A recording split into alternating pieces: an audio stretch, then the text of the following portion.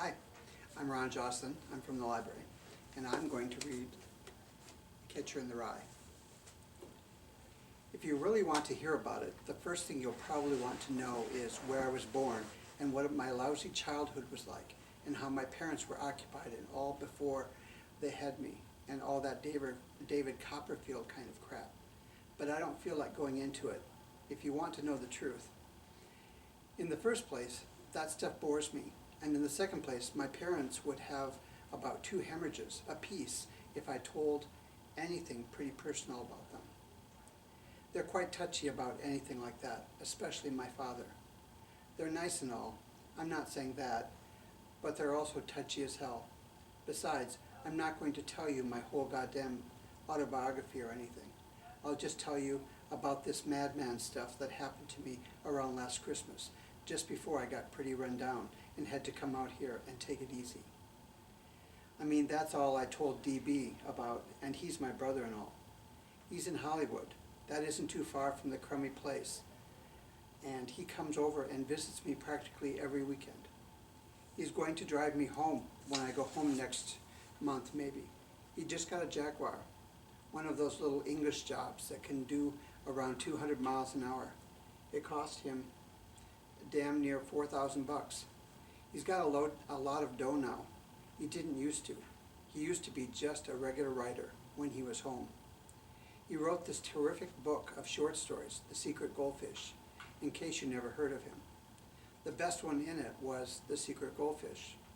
It was about this little kid that wouldn't let anybody look at his goldfish because he bought it with his own money.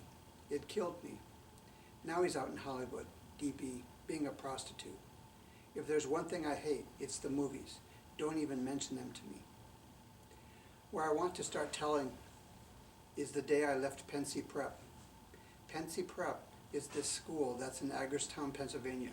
You've probably heard of it. You've probably seen the ads anyway. They advertise in about 1,000 magazines, always showing some hotshot guy on a horse jumping over a fence, like as if all you ever did at Pensy was play polo all the time.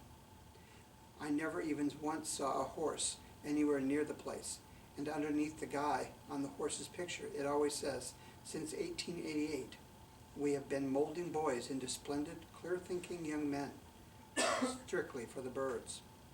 They don't do any damn more molding at Pensy than they do at any other school, and I didn't know anybody there that was splendid and clear-thinking and all. Maybe 2 guys, if that many, and they probably came to Pensy that way. Anyway, it was Saturday at the football game with Saxon Hall. The game with Saxon Hall was supposed to be the very big deal around Pensy.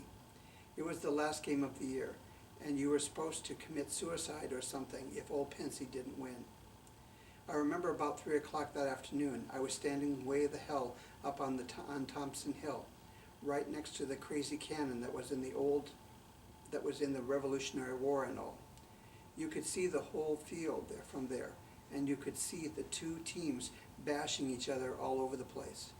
You could see the grandstand too, but you could hear them all yelling deep and terrific on the Pensy side, because practically the whole school except me was there, and Scrawny and Faggy on the Saxon side, because the visiting team hardly ever had any people with them.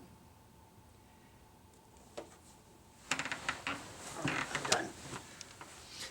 I don't know how meaningful that was.